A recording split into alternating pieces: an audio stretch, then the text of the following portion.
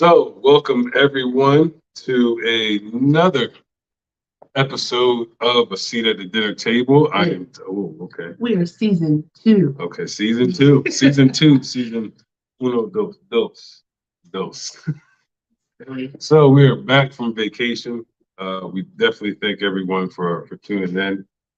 So, tonight for dinner, we are having salad work. So shout out to Salad Works on what you got there. I have a Sophie salad. I think I cut you off before we introduced ourselves too. I'm sorry. I'm Tamar. I'm Kim. Really? So yeah, I have a Sophie salad from Salad Works. Okay. And I do as well, but on the warm side, I got some what's this? Some rice, apples, all of this good stuff. Trying to eat to live and not live to eat. Wow. Moving on. So tonight we are having I'm honored and privileged. We are honored and privileged to have with us today. We are going to bring him in. Yo, Mr. Derrick Reed. Welcome, sir. what's up? What's going on? So how you doing? Kim, how y'all doing? Good. I try to do a little bit of like a crowd applause. We don't have a button to hit, so crowd applause. Woo! That's cool. That's what's up. It's an honor. It's a pleasure. So if you don't know, this is Derrick Reed. He is a serial entrepreneur, I would say, to where he has a multitude of entrepreneur experience in different areas. But I guess I should actually let him explain. Yeah. Yep. So tell us a little bit about yourself. Oh man. First of all, thanks for having me on the show. It's been a long time coming. We've been talking about this over the summer. You know what I mean? And then y'all was changing seasons and going to y'all new season. So congratulations on season 2. You know what I mean? Also planning to come back in your sophomore year. So that's pretty cool that you guys are doing it together. Is even cool too. So just shout out to you. I see that at the dinner table. You know what I mean? Because y'all are doing a good job, man. I've been checking y'all out. So that's cool. Thank you. Appreciate it. Thank you. My management team, like, okay, they good, dude. They got a nice little show. They coming back season 2. Yeah, we gotta do it. You know what I mean? So yeah. But as you know, I'm Derrick D. Reed. Born and raised in Wilmington, Delaware. Riverside Projects. We'll probably get into that too. You know what I mean? I'm an entrepreneur and an author. You know what I mean? I'm a writer too as well. So I own a few companies. You know what I mean? That started out as small businesses that excuse me, branched down to like bigger businesses. But for the most part, you know what I mean? I just grew up in the Riverside Projects, and I just felt like I just always wanted to win. You know what I mean? I always wanted to go further. I'm a husband, and I got 4 grown kids, ages 32, 29, 24, and 22. Really? So all my kids are grown. So yeah. Yeah, they all grown. So I really, people always say, my kids. It's kind of hard to say kids, you know what I mean? But they grown now, But they don't always be your babies. I try. I hear that all the time. I'm trying not to say that, but I understand. You know what I mean? I understand. So yeah, but yeah, just I'm growing up in Wilmington, Delaware. Trying to educate and inspire people that they can win, that they can live their best life. I hear a lot of people throwing it out there, living their best life, but are you really living your best life? You know what I mean? Or are you having the freedom and the peace of having a good quality of life, on the way you feel like, because everybody's different, right? Everybody don't want the same things. It seems that way, but everybody don't want the same, may not want the same things. How about that? Some people just like to be by the beach reading a book, and that's success to them. And that's, kudos to them, But yeah, entrepreneur, book writer, and a couple other things, and I'm sure I unravel this a little bit more. So now, I ran into you through the barbershop that you own. yes, and me being a person knowing that been going to the barbershop since I was a little boy, and that's something that's a staple in the Black culture. It's something like I would say a Black man's gentleman's club. Say not gentlemen's club in that sense. I've seen some things on Instagram that's a little crazy, but not that type of gentlemen's club, but something along the lines of a country club. Yes. Yes. And what exactly made you want to go into that business? What inspired you to turn that idea into a business? That's actually a great question. Again, I grew up in Riverside Project, so of course we didn't have a lot of money and a lot of things to do and places to go.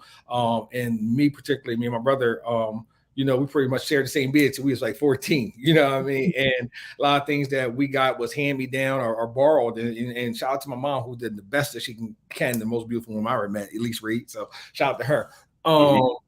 And we was one of those kids that couldn't afford haircuts and all that stuff and going to the barbershop. So we really didn't go to the barbershop. We go to neighborhood barbers, you know what I mean? And again, as my story go on, you will see the pattern of how I do things. And a lot of times I do things, I feel the void, meaning that if it's a need there, or if it's something there that we kind of get looked down on for as a culture, I try to fix that. You know what I mean? Oh, black people can't have nothing. They can't have a barbershop. Most of the guys in the barbershop, drug dealers. Well, I used to hear that when I was growing up, you know what I mean? But I wanted to change that.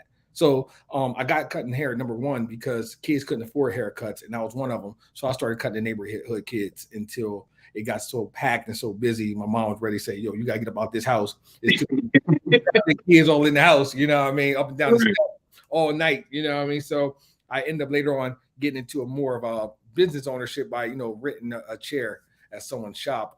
But for the most part, to answer the question, it's just the fact that we couldn't afford haircuts, and I knew the kids couldn't afford haircuts, and I knew drug dealing wasn't an option. I didn't want to be out there in the streets. Again, I didn't have many role models, but I had the role models on what not to do. And I used to see people get in trouble running through the hood and all that. Getting chased by the cops and getting locked up and go away for a while and come back, you know what I mean? So I didn't want to be part of that life. So that played a part too. Yeah. When was the light clicked on as far as going from getting a chair to owning an actual shop? Oh, you know what? So I cut at my mom's house for a while, then I cut at my sister's house, you know what I mean? Again, until I just bust out the seam to say, yo, I became real popular as a young barber. You're talking about 13, 14-year-old. And I'm talking about going to school. The teachers knew I was the barber. And I was nice. I was always nice. And they're like, oh, I went to Gun and Bedford one year. And they're like, oh, he's the Bedford barber. Or, but I was known. Like 13, 14, right. I was known. I never forget. It was a barber that I looked up to. So I'm probably about 14, 15 then. And we was playing basketball on the crates. I don't know if you remember, we was on the crates and playing ball on in the dirt. But I'm cutting hair. I got clientele. A barber pulled up that was working at a barber shop. Toby. I call him Toby the guy. So pulled up in a Cadillac. Said, yo, come here, man. Come here, man. And I knew who he was. I was like, oh my gosh, Toby that can really cut hair. He's a little older than me. Get in the car, man. Get in the car. He's like, yo, you are really good. Like, I'm hearing about you. You're 14. Had a rock wall in the backseat. I'm like, oh, hold on. He's like, oh, yeah, we good. So, and I remember it vividly. So, and he was like, you was good, man. You really need to get into a barbershop, man. I was scared then. He said, man, you can make the kind of money we make right now. It's like $15 a haircut. I was like, $15 a haircut. I was charging $5. So I ended up went on trying for a barbershop, and I ended up getting a chair. So I ended up getting a chair in one of the barbershops. And the first day I ever worked in the barbershop was on a Saturday. And I made probably $380 that day. I was 18 years old. Like 18, 19. And I made $380 that day, and I was like, "This is it. This to answer your question. That's what made me go on and say, you know what? This is a business. This is real shit right here." Right. I know that's right. So that's what happened, and I say, you know what? I'm going to go ahead and pursue this because this. And I love entertainment business. I love music. Probably touch on that too. And I've been dipping dabbing in music business as well. But that barbering and cutting hair, I never stopped, and it always took care of me. Always took it. So I never had a job in my life. Never punched the clock. So. I don't know what that feels like. See, that's the best thing about it because you was doing something that you love. Yeah, I loved it. And I love what it was able to do for us in the community. Number one, being young and cutting these young kids that couldn't afford it. Because again, I was one of those kids that couldn't afford going to the barbershop. So we get the neighborhood barbers. Shout out to all the old school barbers, the Bubbles, the Qs, and all them. And I try to pay my respect to them because without them would be me cutting hair. But yeah, that right there was just fulfilling. We were able to cut people's hair and render a service and eventually open up my own shop. Right. Where people could feel safe. There's no cussing or whatever and none of that crazy music. We just kept it real clean and professional, even today. So yeah. Now, I appreciate you saying that. I haven't been in the shop because like I have my son's dad here, so he takes him to the barbershop. That's their thing. But Okay. my son, he's 6 now, and he feels so comfortable going there. At first, he was a little scared because it was a new experience for him. Right, But now, when you tell him he's going to the barbershop, he's excited about it. He's never had any type of problems or anything in there, and he loves his barber. So I appreciate that from a mom's perspective. Absolutely. Absolutely. And I thought about that, to be honest. I was very mindful of that because we live in an era where a lot of women started bringing their sons to the barbershop. Back in the day, mostly the men, the dads would bring them to the barbershop, which I always encourage because when you got a small child, he see dad get his haircut. It's not a problem with his turn to come get his haircut. Now, like, oh, this is what we do. But mom bring him for that first time. He looking around, what is this place? Oh, and then he's on the spotlight and put in a chair. He can lose it. A kid can straight lose it. And they have many times. And that's the reason, because it's not used to, coming to the barbershop. But once they see that this is our culture, or passing down the legacy, you know what I mean, or doing some things between, father and son, I just think it's an awesome thing. And I never wanted to lose that for our community. I never wanted to, a couple of things we own, I guess, at the church, the barbershops and salons. I don't know, maybe a party. I don't know, First Fridays. I don't know, something, but I just didn't want us to lose that. Yeah. I just didn't want us to lose the barbershop. And I always wanted to preserve it and say, hey, respect this place. It's one of the few things that we do say we own and take pride in. So exactly. Now, one thing that you tapped in on is that the entertainment industry. Yes. What led you into that industry? Well, it's funny. When I was younger, now in the beginning, my mom and dad actually was together, and then they got divorced, and we just kind of like did the reverse Jeffersons, moving on up. We didn't do that. We moved on down. We do the project, so we moved on down. My dad was more of a church guy. He was into church, and my older brothers and sisters, he taught them how to play instruments and be in instruments and being part of music.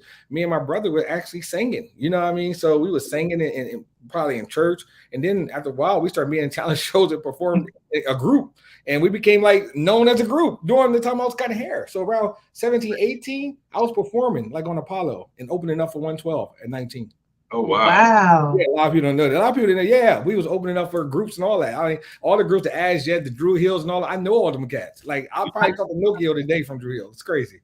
But yeah, it's great today. Something about some music, but we had the same producers. I know y'all probably heard of a music producer, Scott Storch. You know Scott Storch? Well, I used to sit on the piano with Scott Storch right here, and I'm right here. And Scott was like, this is how you gotta write a song there. You gotta, and I'm 19. And Scott to go smoke his weed and then come back, and we sitting there. I got songs that I wrote with Scott. So I'm 19 years old doing this, and cut hair. My manager was Kenny, who's on here now. Shout out to Kenny, who's my manager. He was actually our producer and one of our keyboard players. And we did shows together. We've been on Apollo, Teen Summit. Wow. Oh, that's a throwback. Yeah, that's we was on them shows. So yeah. Wow. Velma Johnson was on there, I think, when we was on there. And right before we went on there, Escape was on there. So Escape actually made it off of Teen Summit. That is so dope. Yeah. We came in a year after them. So yeah. So yeah, young OG out here. Not even a young OG. Well, I'll keep you young. I'll say you're a young OG. I'm gonna die this. Don't worry about this. I'm dying this. This great girl. Ain't nothing wrong with it. Yeah. Now I know one other thing that you're doing for the community as well is you started to dabble into construction. Yes. And revitalizing homes. Yes. Why did you choose that area? It's a great question. Another great question. My dad was actually a general contractor. Okay. So, and my dad actually passed away about 5-6 years ago. And he was always a good guy. Don't get me wrong, always a good guy. My mom didn't work out. And as we got older, he went in separate ways, got married again. You know how they go and all that. But me and my dad was always tight, and he was tight with his boys. You know what I mean? So, I still saw my dad as I got older, and the older we got, the tighter we got. And he actually had congestive heart failure about 5 or 6 years ago. He passed.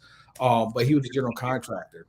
Yeah, Sam Reed. So and it's crazy. My older brother is Sam Reed Jr. He looks exactly like my dad. And he knows me and my dad's tight. Me and Sam tight. And it's like my dad left him for me because he looked just like my dad. It's crazy. So my dad was a general contractor. And not only that, my twin brother, I don't know if y'all know this, but I have a twin brother. Frederick Reed, who's actually into music, still singing, and he owns a daycare center, 2 of them, as a matter of fact. He did that. He did that in construction for a while, just a little bit. And then I started getting into it again. Again, you'll start seeing the pattern. I don't know if you noticed, but a lot of African American construction companies, we get a bad name. You know what I mean? I'm not afraid to say this. It's what it is, because sometimes you have to say what it is so we can fix it, right? Right. All the time. And even when I first started, now I've been doing construction for about 4.5, 5 years now. But I remember I used to go to estimates and people's house, and they'd be like, Derrick, let me tell you something. I was great. Give up on us, man. Let me tell you something. I was gonna get my money. I done heard so many horror stories, and they broke my heart. So I opened up a company called Trust. Why? Because when you hear me, I want you to know from the gate you can trust me. I'm here to take your money. I'm not here to take advantage of you. Your project becomes my project, and I want to make sure that it gets done. People call me all the time from disaster stories. You know, even today, little disaster stories. But I go there and I say, listen, your project's my project. Let's go ahead and make it out. Let's make it happen. So I developed Trust because I wanted to fill that void again for us as a culture being looked down on. For barbershop, I don't want us being looked down on that. Construction, I don't want us to be looked down on that. So I wanted to make sure I create a business that people can look up to and say, hey, that's Black owned. Understood. Yeah. Understood. I have a passion for real estate, so awesome. That is something as far as revitalizing the neighborhoods. I think that the one word that gets a negative connotation is gentrification. And if you like generalize it, if you are able to be the ones that are gentrifying your neighborhood, it wouldn't seem as though it's somebody trying to move people out, but more so of just raising the equity in the neighborhood. Yes. That benefit all of the neighborhood within surrounding distance. So, right. So I mean that's huge, man. So even with that, I'm glad you said that. I'm so glad. I've done a lot of cool things in my life, whether it's music, barbering, or writing books, or writing stage plays, all that stuff. But one of the coolest things I ever done was being able to go back to my old neighborhood at Riverside. It's blowing my mind. Even today, it's even emotional when we talk about it. We're going to have a ribbon cutting next week. The new name for the project, Riverside Project, is called Amani Village. So they're going to have a ribbon cutting. I think it's next week, the 15th or the 16th. It's next Tuesday, wherever I think next Tuesday is. But it is next week, a ribbon cutting.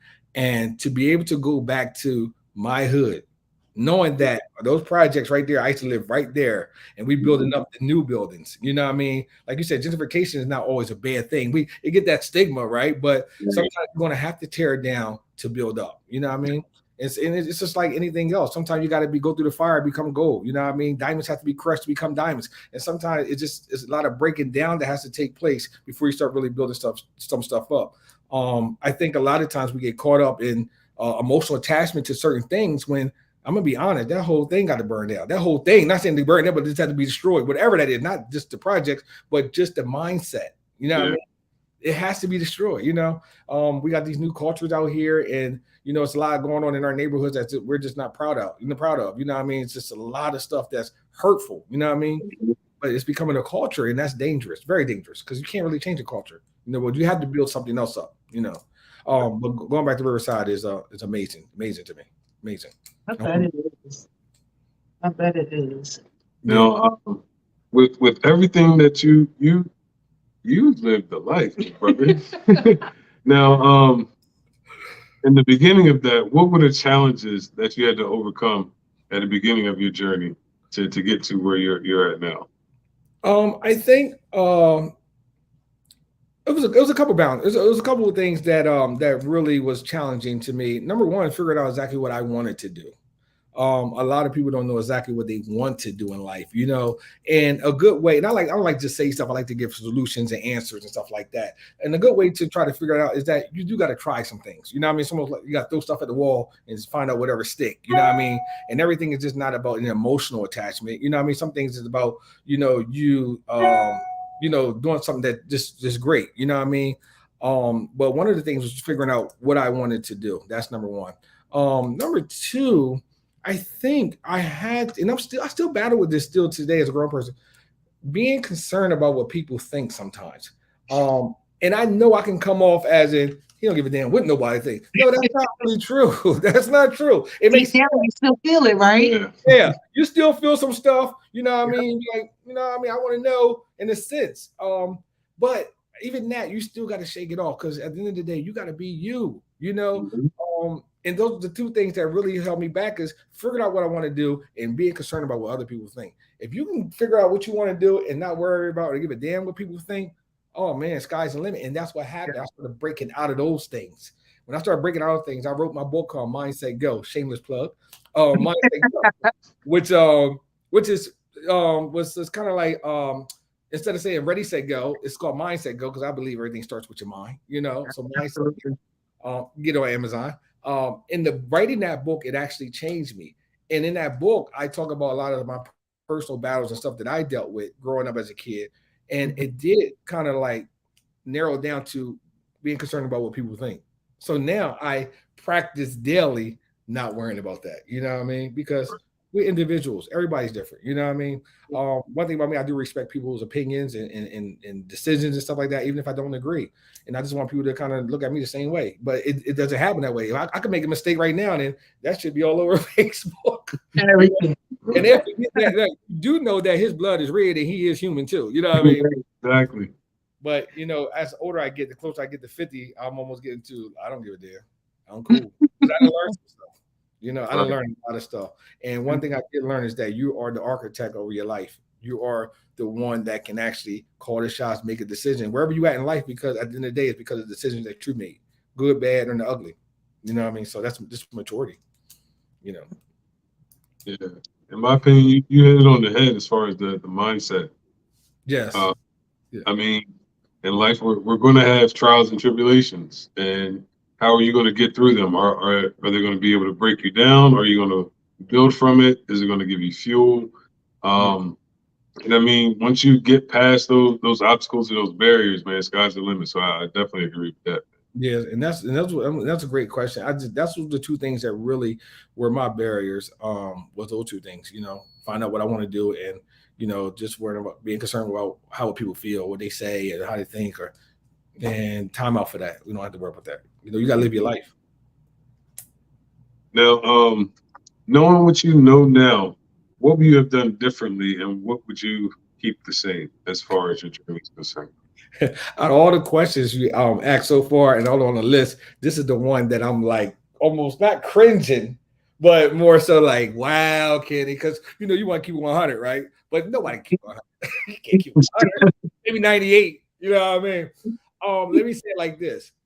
If anything I can change and go back, I would solely work on getting to know me and who I am.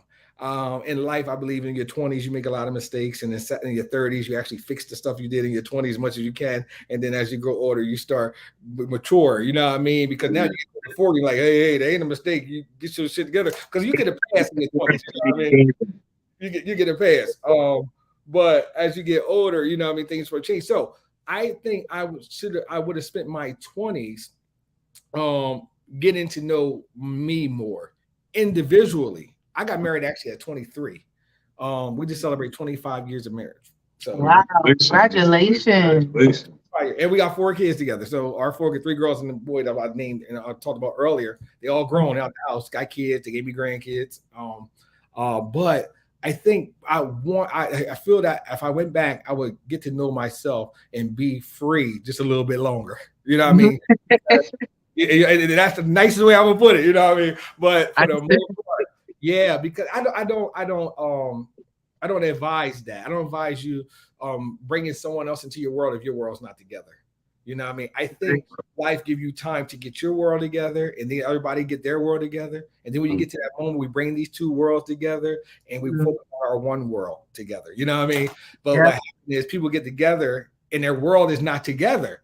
And here we probably working on our world, but you're still trying to fix it from your world. But you know, and that causes a clash. So I think me personally, I would just get to know me more. You know what I mean? And grow in me more and know what I want, what I like. Because as you get older, you change. You know what I mean? Stuff you like, you don't like now. Stuff you didn't like, now you like. You know what I mean? So things change. We evolve. And and so now I'm different. I'm at 40, I'm 49, so I'm different from 29. You know. Yeah, exactly. So yeah, just getting to know myself more. My advice to people: get to know you. You know, live a little bit. Just go have some experience, see life. You know what I mean? Those type of things. So, you know, but we It need would to be so dope. It would be so dope though if the kids that are watching and listening and just taking on our advice as older people and couples and things, if they would actually listen to it though. But it's going to be so hard for that 18 to 23, 24-year-old to hear someone saying, you love this person, yeah, but take some time to get to know yourself. They was like, no, I know myself. I know what I want. yeah. At that age, they know it all. Yeah. And you know what? You know what? It's funny when you got kids, especially in this era with these kids. You know, they know everything. And it's like, and I started business young, so I can't even say, well, that's just how I was. No, I was focused on business. I was young. I was focused on my future. I was trying to make stuff happen, whether to be on tour, whether to be. I just, I cared about my life. You know, I mean, again, getting married young is not a bad thing, but but it was a good thing because it kept me stable in a sense. You know what I mean? It kept me off the streets. You know what I mean? So I'm not, and again, I'm not advising that to anybody to do that young, but what I'm saying is at least have a goal and focus about your life, a job, a career, because these are really the best time of their life. 18, 19, 20. We all will probably go back and say, okay. You know what I mean? Let's go, let's get this time back. You know what I mean? That's one thing to keep it back. So I know I've had I got 3 younger brothers, and one of them I had this discussion with and was telling them, like, listen, man, like, you're at a great age to where, I mean, you don't really have too many responsibilities. So if you were to focus on yourself and get yourself together, I mean, that's all you have to worry about. Like this, I mean, what you say? That's what it is yourself. Yeah. And I mean, just knowing that you can learn those lessons a lot earlier, you know what I mean? That like you said, in your 30s, you're trying to fix. If you get time to yourself in that 20s age or whatever, you can skip a lot of things to where in your 30s you're flourishing, and you might, the 30s the new 40 or 40. You know what I mean? Like, a different mindset. I'm enjoying it. Once I hit 40, I'll enjoy I'm good. You know what I mean? And all I want to do is pave the way and teach, just like you guys. I want to pave the way and make it a little bit easier for them. You know what I mean? Because nobody made it easy for us. Right. Nobody made it. So it's like, you're going to have some kids that hopefully listen later on, they catch it, connect. Then you're going to have something like, oh man, we're going to see what happens. So yeah, I get it. I totally get it.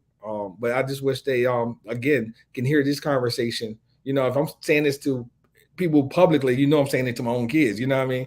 But sometimes it takes them to hear it from someone else. It does. Yep. It definitely does. And with our kids, I swear we can tell them something, and a stranger can walk up and tell them the exact same words, and it's golden coming from a stranger. Golden. We don't do that. They be like, "Mom, you hear what they said?" Yeah, that's what I've been telling you the whole time. Right. You know what? Never mind. Yeah. So both of us are entrepreneurs, and we're both parents as well as yourself. So how has what advice would you give someone who's trying to become an entrepreneur, who's a parental figure? In your case, you're a dadpreneur. They got the mompreneur, so I'm switching up. Mompreneur, dadpreneur. I love that, and congratulations to both of y'all on that, man. Because I know that's not easy. It's not for the faint of heart. It's not. You better be strong. You better be tough. It's tough skin. So, and it's different. It's different. You guys know, being entrepreneurs, it's a different responsibility. People don't know, man. You got to smile when you don't want to smile. You just got to, it's just not, it's not easy. One advice I give to anybody that's trying to be an entrepreneur is, number one, educate yourself on what you feel that you want to be involved in. Education is something, y'all, I wish I just go back and have more of. I wish I did better in school and learned more, because now it's like, it's all about what you know. You know what I mean? Those type of things. You want to know some stuff and all this technology stuff, all that. So, but at the same time that you're learning, go ahead and take a step out there into that business. You know what I mean? If you don't have your business plan, somebody say, well, go ahead, you go to seminar, they be like, get your business plan together and all that. And that's cool, but start it. But you better start that business as soon as you can. That's how I feel. Start that business as soon as you can. You'll learn how to do the business plan along the way. You know what I mean? Start writing and whatever you got to do. But education and starting, that's one of my biggest advice I give to people. Get educated on what you're doing and how to do it and learn all you can. But at the same time, get it started. Right. You got to start. I didn't know a lot about construction. I just heard about certain things and I started doing my little homework, researching online and stuff like that. But guess what? I started that business, even if it was just me subcontracting other companies to come in and do this project, until I developed my own team. Now I have a trust team and I still do subs, but I also have my own team too. But I didn't just learn it overnight. I just took my step out there and walked on out in it. You know what I mean? And I kept educating myself on the side. So yeah. My grandma used to always say, nothing beats a failure but a try. She was like, regardless of what it is, do it. If you fail, you learn from it.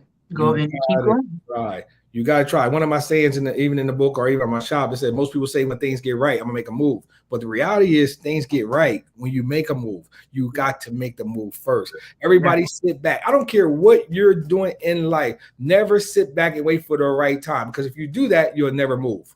As soon as the right time comes, I was here. I wouldn't move for it. But you always got to make the move first for things to get right. Things don't get right until you move. And you just sit there and wait for, well, I'll just wait until I get this and wait for I have this business plan. I got to wait till I finish this in school. I got to wait. Keep on waiting. And time is going to keep passing you by when you could have been flourishing in that business. So, 100% agree. I really think you're a perfect example of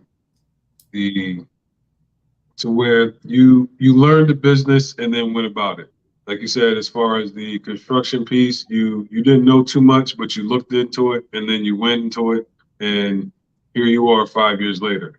And I think that a lot of entrepreneurs or people who want to be entrepreneurs get to a point to where they have what's they call analysis paralysis. Yes. Where they feel is like they're researching, they're reading all the books and everything, but they don't actually make that move. And I mean, in a sense, once you make that move, you're gonna learn certain things that books can't teach you. You're going to learn some things that a classroom's not going to be able to teach you as well. A lot of things you have to learn by experience. And I think that when you do that, I mean, I think there's a stat to where it's like the majority of the billionaires in the world don't have college degrees. So it's not all about the knowledge as far as the school is concerned that's accumulated. It's more so about the knowledge that you gain when actually doing the work or actually attempting to do the work. Yes. And that's excellent. That is an excellent way. I study people who had the experience. You know what I mean? I remember, of course, reading. I was just telling some young kids. I just spoke at a school last week, I believe. I was telling young kids, you're going to have to read. You're going to have to read. And what I was reading were guys that wrote books from their experience. You know what I mean? Think and Grow Rich, Napoleon Hill, of course, one of the books I'm sure you heard of. And they gave an analogy of Henry Ford, I believe, about the motors. And they tried to corner him because he wasn't educated. They tried to corner him, I think, and said, well, can you answer this question? He said, no, I can, but I can push any of these buttons and have a person come in here and answer that question for you. Right. So I was like, but everybody he was pushing the button to bring in was college educated. But he was the mastermind, but creating General Motors. You know what I mean? He was the mastermind of the motor, and like he had the experience, So like just piggyback on what you said, yeah, it's better to have the experience, and that was me. I got to be all in. I have to find out about it and just be all in, One thing about me, I like owning businesses because I like things ran right. I think that's my attachment to business, is being able to know that, if I get it, it's going to run. We're going to want to do it the right way or have it run right, pretty much. So yeah, it just popped in my head. I'm a big Bible believer, and awesome. I know it's a scripture in Proverbs. Don't know what it is, but I know it has to do with knowledge and understanding and wisdom. Yes, and putting them together. The knowledge is the research. The understanding is putting the application. No, not the application, but getting a feel for what business or whatever your endeavor you're going into. And then the wisdom is the application of both the knowledge and the understanding. It's a biblical thing, in my opinion. A lot of people may not, whatever, but that book has a lot of truths in it. I totally agree. And that is one that's you can put it in motion, whether you're an entrepreneur, whether you want to work a 9 to 5, whether you're 95. Yep, I said 95. You're going to You're be out working 95. 95. Oh, don't tell me like that. Look, me and my wife do the same thing. Look, I make a mistake. She gonna run. Did you just say that? Yeah. Oh, we go through that so much. Matter of fact, we real. I can tell you how bad we are. We jotted it down.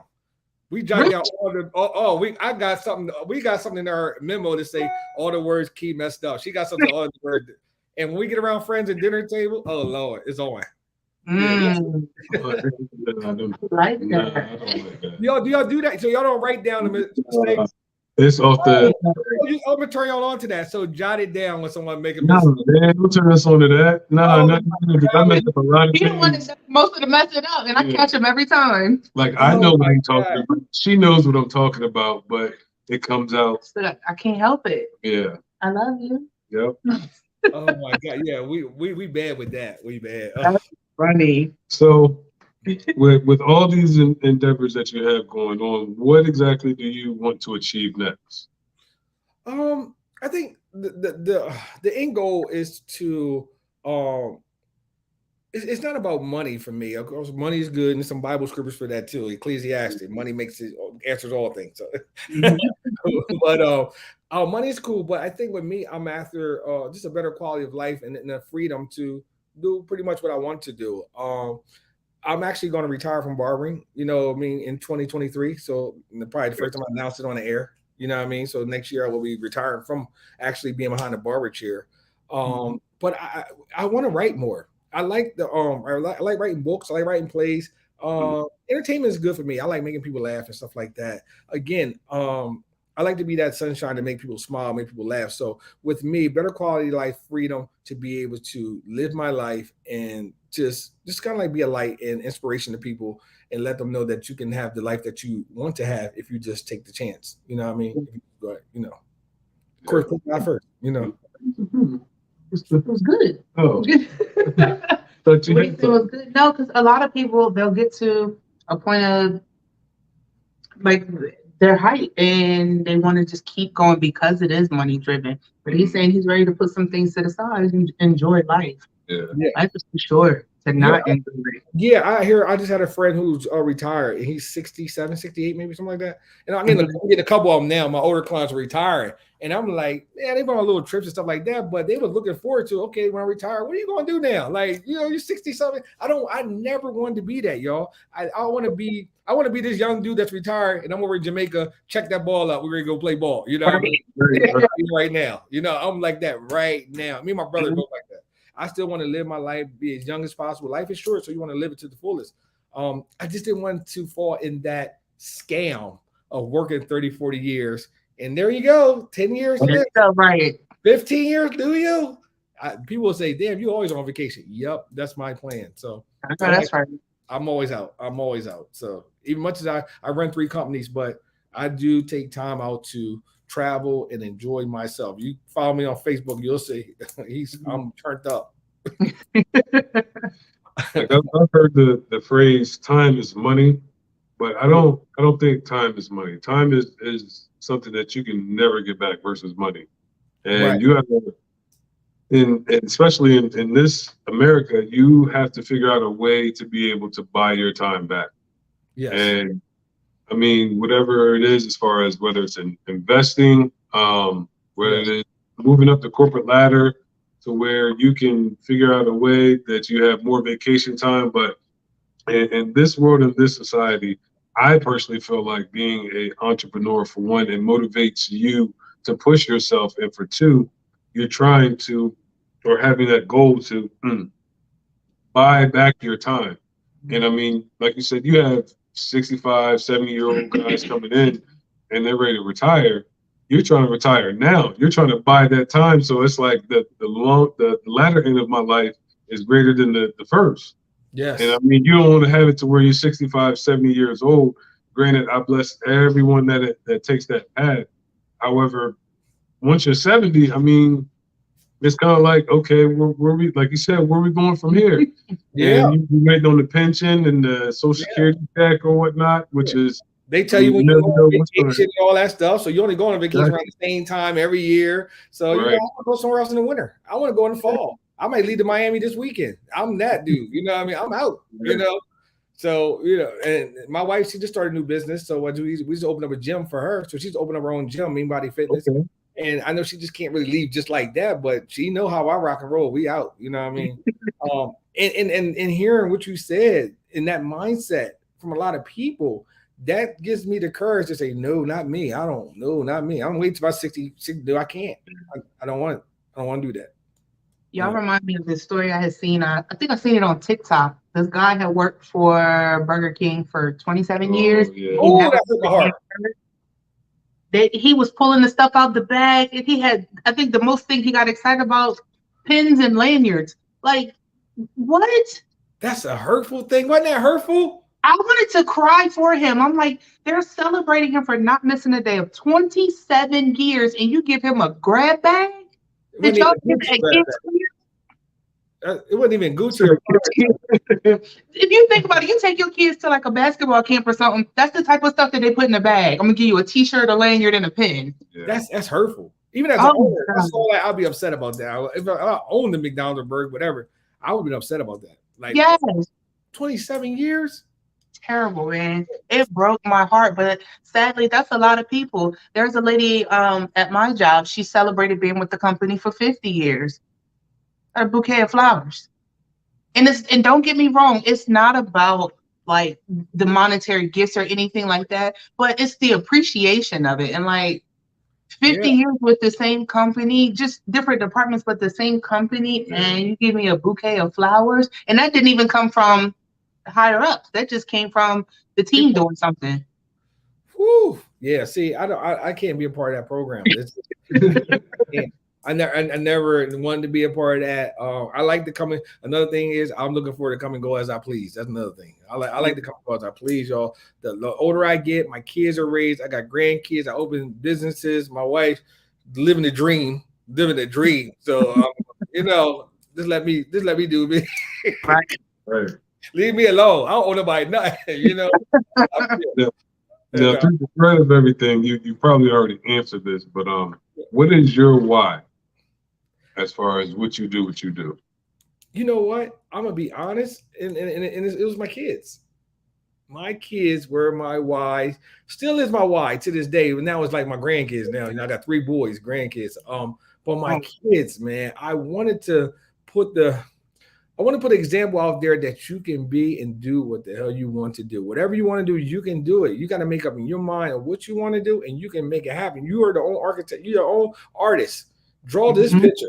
Draw this picture of life the way you. And you know, you don't know that until you get older. You realize, like, you know what? I can run this thing the way I want to. But that's what it was. I wanted to make sure that if I brought them into this world, that I took care of them and also leave them with something. You know, it don't have to be money all the time, but just a legacy or just the knowledge of entrepreneurship. You know, my daughter owns a business. You know, she works in the shop, but she owns a company too. Right. And then my other kids, they involved one of them in college, and you know, you gotta have 1 or 2 trying to get together too. So you know, but they are my why. Those are my whys. You know, what's my kids. You know, I can't think of anything else other than them. Just reason why I do what I do. Yeah, that's huge. I know one of the reasons why we started businesses is not for the monetary, but just to show, for one, to leave something to our kids, and hopefully it passes on to our kids, but pretty much to give them a better starting point than we had.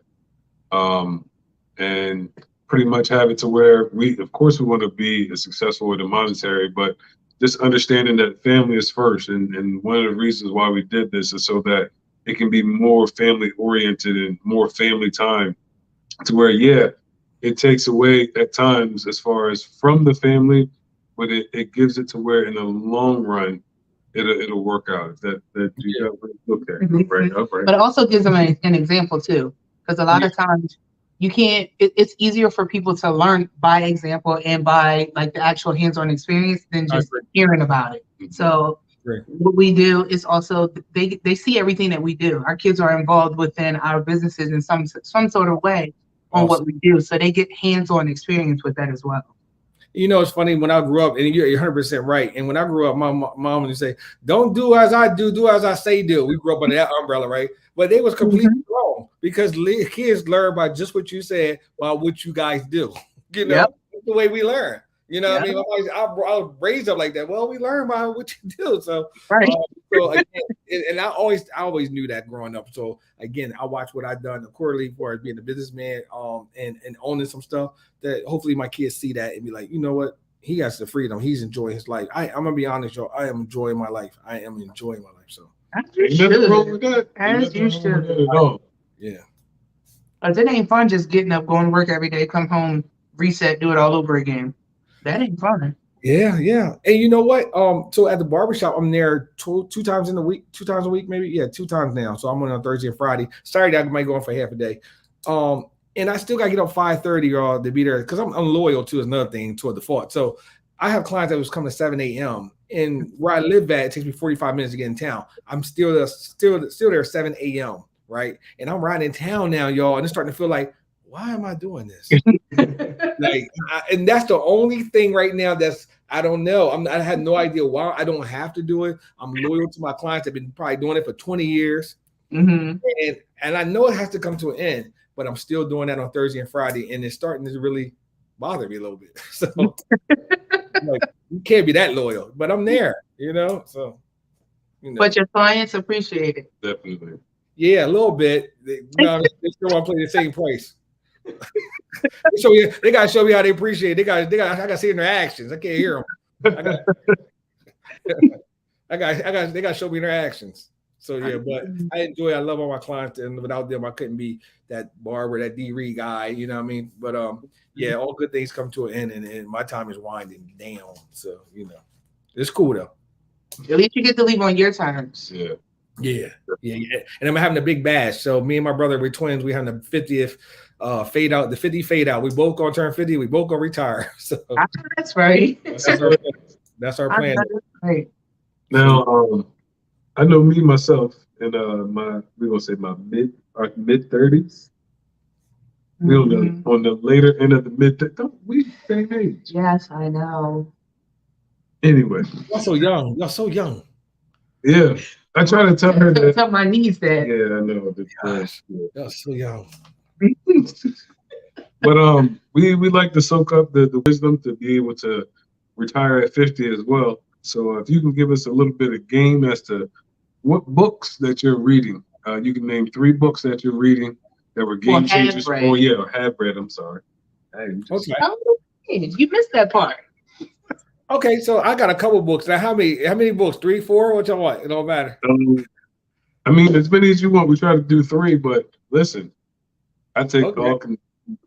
Listen, I'm taking notes. Okay, so number 1, we got to start with the foundation. We got to read Think and Grow Rich.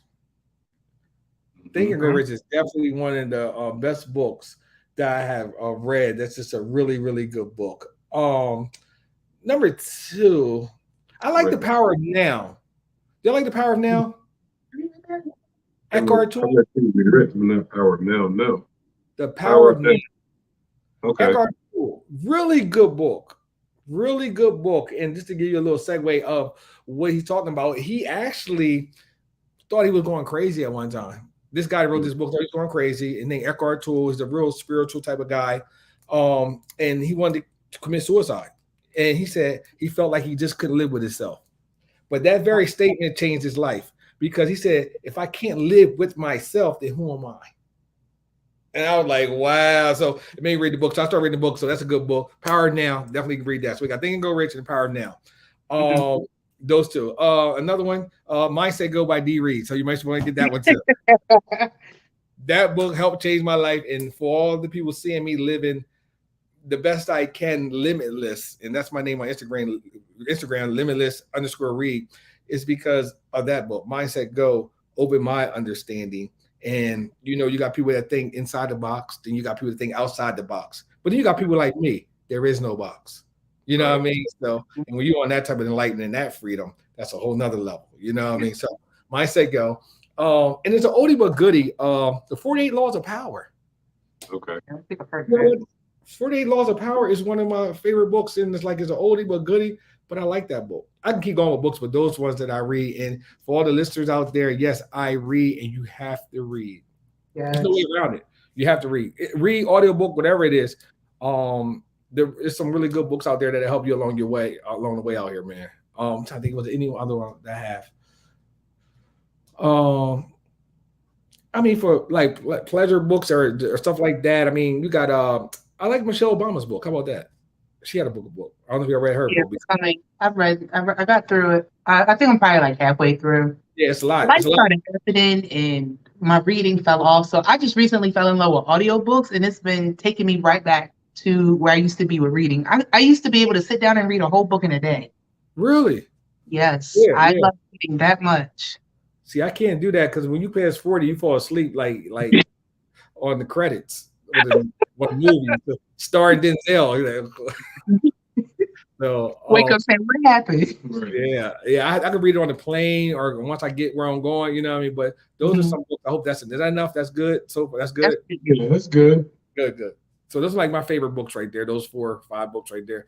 But it will change you. Financial books. The 10X Rule by my man Gordon. Yeah, Grant Cardone. That's a good one. 10X Rule. I like 10X Rule. It's pretty cool. So, and I read these books. So, yeah, I'm not just telling y'all. I know these books. So, yeah.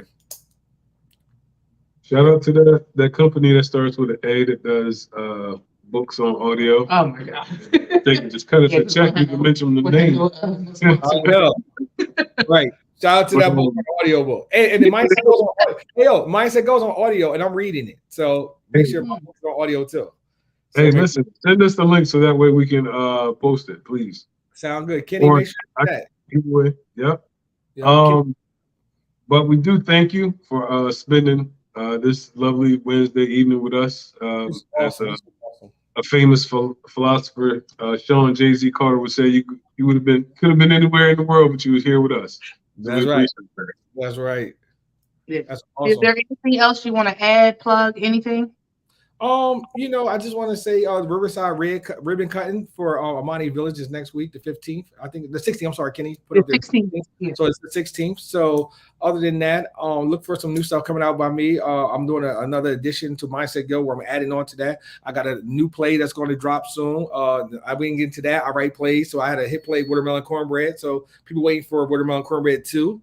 So that's another comedy play that's going to be dropping. You go on YouTube, you can see some clips on there. It's a comedy play. It's called The Blessing in the Recession was the first one. This one's called Praising Out the Pandemic. So this is going to be really good. Watermelon Cornbread.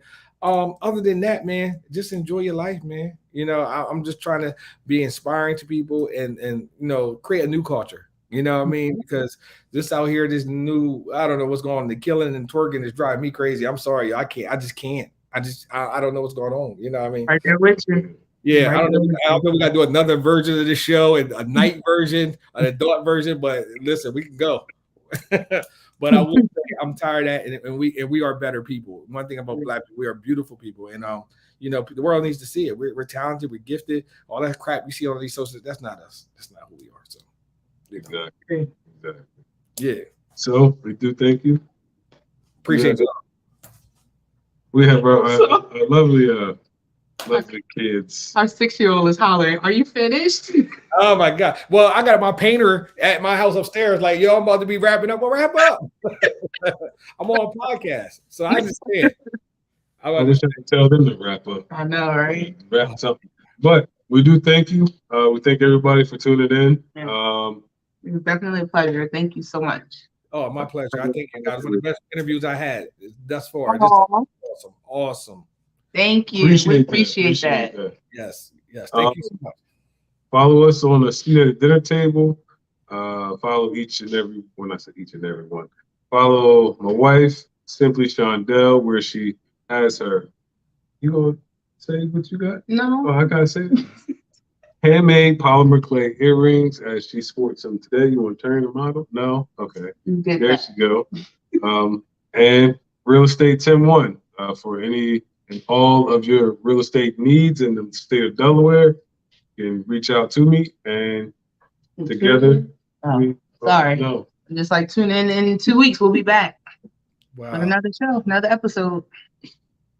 Thank you guys for tuning in. Yes, thank You you. guys Have a good night.